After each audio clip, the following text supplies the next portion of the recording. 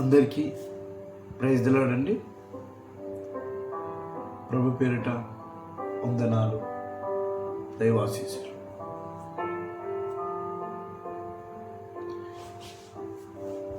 ఈరోజు ఈ వీడియో చేయడానికి గల కారణాలు ఏమిటి?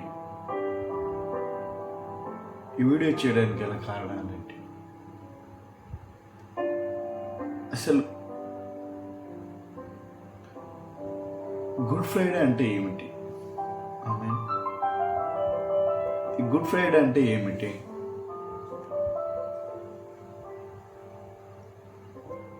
సాక్షాత్తు ఒక దేవుడు చనిపోతే గుడ్ ఫ్రైడే అనడం ఏంటి?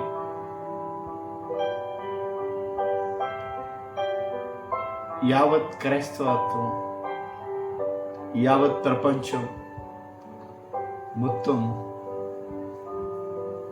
బాధపడాల్సిన సమయం, ఏడ్చాల్సిన సమయం. కానీ ఈరోజు ఈ దినాన్ని గుడ్ ఫ్రైడే ఎందుకని పిలువబడుతుంది? కాబట్టి ఈ వీడియో తీయడం, ఈ వీడియో ద్వారా తెలుసుకోవడం జరుగుతుంది. ప్రియ సహోదరులు, ముందుగా దేవునికి ఒక చిన్న ప్రార్థన చేసుకుందాం. దేవుని సహాయం కోసం. దేవుడు మహాపరిశుద్ధుడైన మా తండ్రి, సర్వలోకానికి అధిపతివైన మా దేవ, సర్వ సృష్టికి కారణభూతుడైన నా తండ్రి, భూములు ఆకాశంలో నా తండ్రి నీ వాక్కుతోనే సృజించబడి తండ్రి, ఈ సమయంలో నా తండ్రి, ఈ దినం నా తండ్రి ప్రభు, మీరు మాతో మాట్లాడమని తండ్రి, మీరే సమస్తం అధ్యక్షత వహించి ఈ పరిశుద్ధాత్మ శక్తితో మాట్లాడమని తండ్రి, మా మనుషులమైన ఆలోచనలు వ్యర్థం నా తండ్రి. కావున అట్టి జ్ఞానాన్ని మాకు దయచేసి మీరు మాతో మాట్లాడమని యేసు పరిశుద్ధాత్మ శక్తి నామములో అడుగు వేడుకుంటున్నాను తండ్రి. ఆమేన్, ఆమేన్, ఆమేన్. ప్రియ సహోదరులారా, గుడ్ ఫ్రైడే. సో ఒక వ్యక్తి ఉన్నారని ఉదాహరణ, ఒక వ్యక్తి ఉన్నాడు ఇంట్లో, కుటుంబంలో ఒక వ్యక్తి ఉన్నాడు. అనుకోకుండా అనుకోని సమయంలో చనిపోతాడు. సో ఆ చనిపోయినప్పుడు ఆ కుటుంబంలో అందరు అనుకుంటారు, ఈరోజు బ్యాడ్ డే, ఈరోజు బ్యాడ్ చెడు దినము, మంచి రోజు కాదు అని అనుకుంటారు. కానీ ఒక దేవుడు చనిపోయిన తర్వాత ఈరోజు మంచి రోజు అనుకుంటున్నాం. సో కాబట్టి ప్రియ సహోదరులారా, ఈ విషయం కోసం మనం తెలుసుకోవడానికి ఈ వీడియో తీయడం జరిగినది. కాబట్టి ప్రియ సహోదరులారా, ఇప్పుడు ముందుగా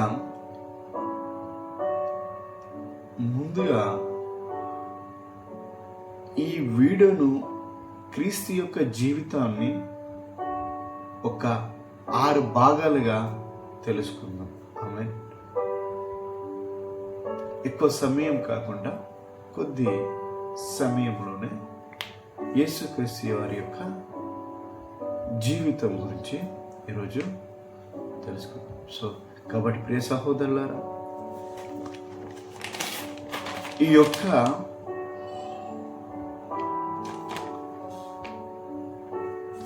ముందుగా యేసుక్రీస్తు వారి జననం. ఆమేన్. యేసుక్రీస్తు వారి యొక్క జననము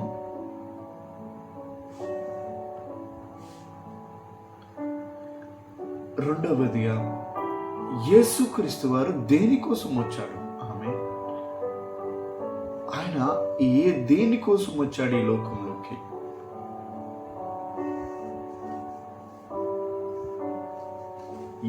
మూడవదిగా, యేసుక్రీస్తు ఈ లోకానికి వచ్చిన తర్వాత ఆయన చేసినటువంటి అద్భుత కార్యాలు ఏమిటి? ఆయన చేసినటువంటి అద్భుత కార్యాలు. సో నాలుగవదిగా చూసుకుంటే, యేసుక్రీస్తుల వారు దేవుడు. యేసుక్రీస్తు ఒక దేవుడు. ఒక మనుషుల చేతిలో ఆయన చనిపోవడానికి గల కారణాలు ఏమిటి? చనిపోవడానికి గల కారణాలు ఏమిటి? ఐదవదిగా చూసుకుంటే, యేసుక్రీస్తు వారు చనిపోతూ సిలువలో చనిపోతూ ఆయన పలికినటువంటి మాటలు ఏమిటి? ఆయన ఈ లోకానికి ఇచ్చినటువంటి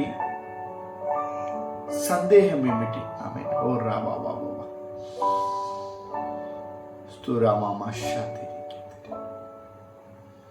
ఆరోదిగా, సో గుడ్ ఫ్రైడే అంటే ఏమిటి?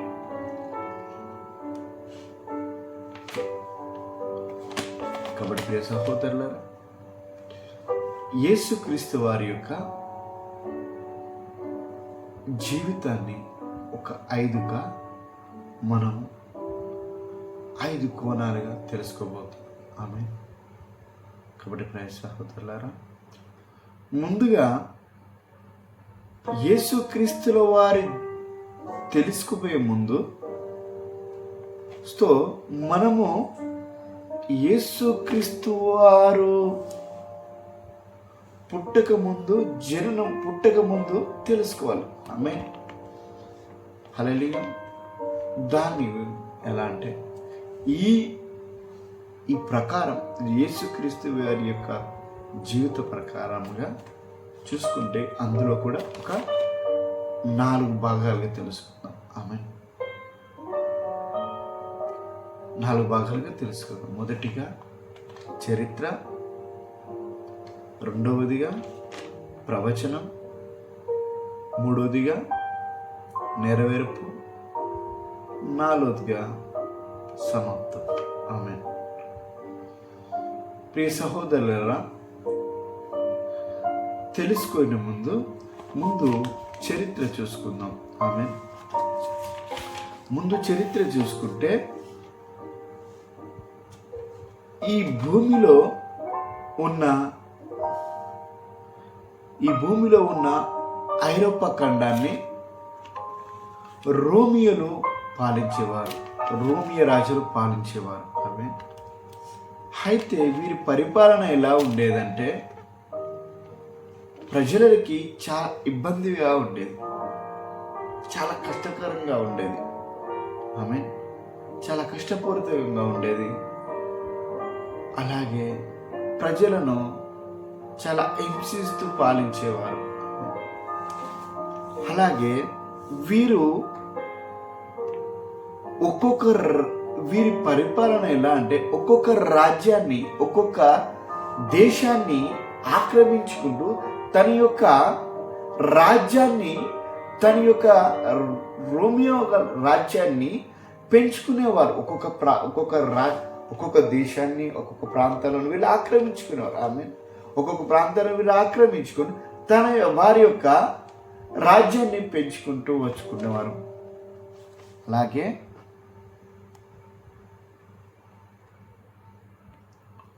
అలాగే జూదా, సమరియా, గలిలియా, అలా 3 ప్రాంతాలను వీరు ఆక్రమించుకున్నారు. సో ఈ 3 ప్రాంతాలను ఇప్పుడు మనం ఏమంటున్నామంటే, ఆ ప్రాంతాలను ఇజ్రాయెల్ అని పిలువబడుచున్నాము. సో అలాగే ఈ 3 ప్రాంతాలను, ఈ ఇజ్రాయెల్ ప్రాంతాలను వారు కూడా ఆక్రమించుకున్నారు. అక్కడి ఇజ్రాయెల్ ప్రజలు ఈ రోమియో రాజులు ఎలా పాలించేవారంటే, చాలా కఠినంగా వారిని హింస పెడుతూ వారిపైన అధికారం చెలాయించుకు పాలించుకుంటూ వచ్చేవారు. కాబట్టి ప్రియ సహోదరుల, వారి పరిపాలన అంటే కొన్ని సందర్భాలలో కొన్ని క్షణాలలో వారు ఏంటంటే అక్కడ ప్రజలను ప్రాణాలు కూడా తీసేవారు. హల్లెలూయా. అక్కడి ప్రజలు, ఆ ఇశ్రాయేలు ప్రజలు వారి పరిపాలన చూసి, వారి యొక్క పరిపాలన చూసి వారి పరిపాలన భరించలేక వారు దేవునికి ఆమేన్ హల్లెలూయా ఓ రాబాబాబా వారి యొక్క పరిపాలన చూసి దేవునికి మొరపెట్టుకునేవారు. తండ్రి, మా వల్ల కావట్లేదు, వీరి చేతిలో మేము జీవించలేకపోతున్నాం, మమ్మల్ని చాలా ఇబ్బందికరంగా పెడుతున్నారు, మమ్మల్ని చంపేయండి. అంతగానో వారు ప్రార్థన చేసుకునేవారు, దేవునికి మొర పెట్టుకునేవారు. అప్పుడు దేవుడైన యెహోవా వారి ప్రార్థన వినడు, వారి ప్రార్థనలు ఆలకించారు. అప్పుడు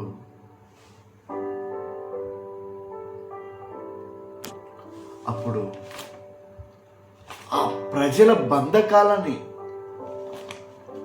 అక్కడి నుంచి విడిపియాలని, ఆమె ఆ ప్రజలు పడుతున్న కష్టాల నుంచి విముక్తి కలిగించాలని దేవుడు తన యొక్క కుమారుణ్ణి పంపించాలని, ఒక మనిషి కుమారునిగా పంపించాలని, వారిని ఆ బంధకాల నుంచి ఆ పాపంలోకి వెళ్ళి విడిపించాలని, తన కుమారుని పంపించాలని తన యొక్క ప్రవక్త ద్వారా అక్కడ ప్రజలకి తెలియజేయగలిగింది. ఆమె అప్పుడు అక్కడి ప్రజలు అప్పుడు ఆ ప్రవక్త ద్వారా తెలుసుకున్నప్పుడు అక్కడి ప్రజలు అప్పుడు ఊపిరి పీల్చుకున్నారు. ఆమె మా రక్షణల కోసం హల్లెలూయా ఓరా బాబా బాబా కురా బాబా షకతరి మా రక్షణ కొరకు తన కుమారుణ్ణి పంపిస్తాడని, రక్షకుడు వస్తాడని అక్కడి ప్రజలు ఎదురు చూస్తూ ఉండేవారు. ఆమె కాబట్టి సహోదరులను, అది కానీ బైబిల్ గ్రంథంలో చూసుకుంటే, పరిశుద్ధ గ్రంథంలో చూసుకుంటే, యెషయా గ్రంథం 7:14 చూసుకుంటే, యెషయా గ్రంథం 7:14 చూసుకుంటే,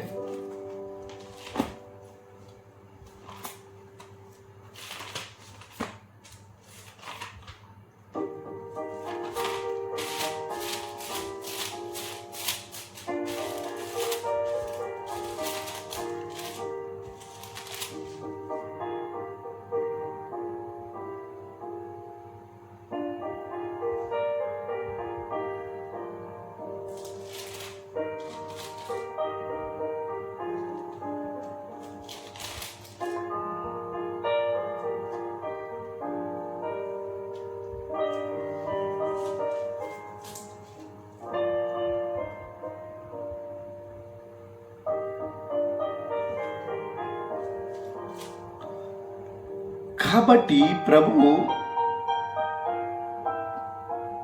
ప్రభు తన యొక్క సూచన మీకు చూపును, ఆలకించుడి. కన్యక గర్భవతి అయి కుమారుని కని అతనికి ఇమ్మానుయేల్ అని పేరు పెట్టును. ఆమేన్.